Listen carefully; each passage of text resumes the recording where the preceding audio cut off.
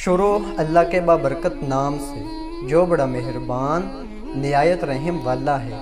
رشتہ طے ہونے کے کچھ عرصہ بعد اس نے شرعی پردہ شروع کیا۔ اس کے سسرال والے یہاں تک کہ بہت سے رشتہ دار بھی ابھی اس بات سے ناواقف تھے۔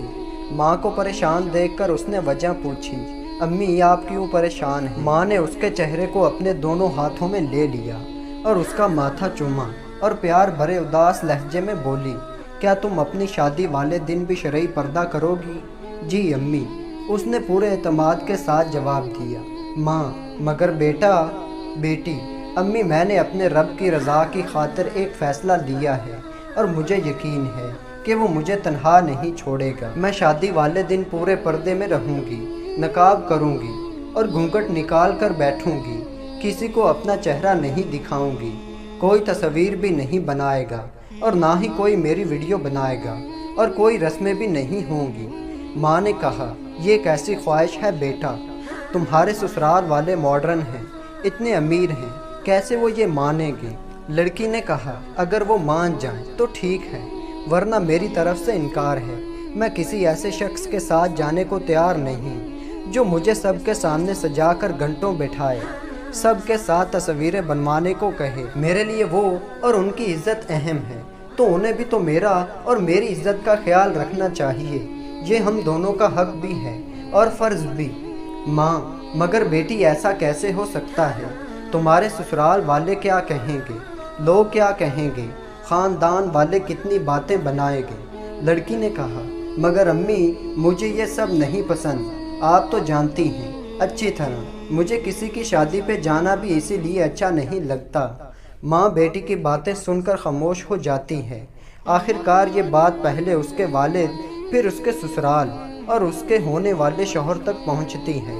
سسرال والے صاف انکار کر دیتے ہیں، مگر لڑکا یہ کہہ کر مسئلہ حل کر دیتا ہے کہ میں اپنی ہونے والی بیوی کی ہر خواہش کا احترام کرتا ہوں۔ مگر امتحان کی اصل گھڑی تو تب شروع ہو جاتی ہے جب وہ دن آتا ہے۔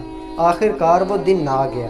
حال بہت ہی خوبصورت سجا ہوا تھا، ہر طرف خوشی کا ماحول تھا۔ بہت سے مہمان شادی میں شریک ہوتے ہیں، مگر مہمانوں کو یہ بات ناگزیر لگتی ہے کہ نہ تو کوئی مووی میکر ہوتا ہے ویڈیو بنانے کے لیے اور نہ ہی کوئی فوٹوگرافر موجود ہے۔ دلہن تیار ہو کر جب آتی ہے تو اسے دیکھ کر حال میں ایک شور برپا ہو جاتا ہے، ارے یہ کیا اتنا بڑا گھونگھٹ اور اوپر سے اتنی بڑی چادر پہنا دی آپ نے اسے، ارے آنٹی گھونگھٹ تو اٹھائیے اس کا، لڑکی نے نقاب کیا ہوا ہے۔ یہ بات سن کر کئی باتیں حال میں گونجنے لگتی ہیں، ہائے ہائے دلہن اور نقاب، یقیناً کچھ گڑبڑ ہے، اللہ جانے کس کردار کی ہے لڑکی، کیا پتہ لڑکی نے منہ کالا کرا دیا ہو اپنے ماں باپ کا اور اب چھپا رہی ہو، کہیں چہرہ تو داغدار نہیں۔ کسی نے کہا، اپنا چہرہ تو دکھائیے، ہمیں آپ کی تصویر بنانی ہے، تو اس پہ بھی منع ہو گیا۔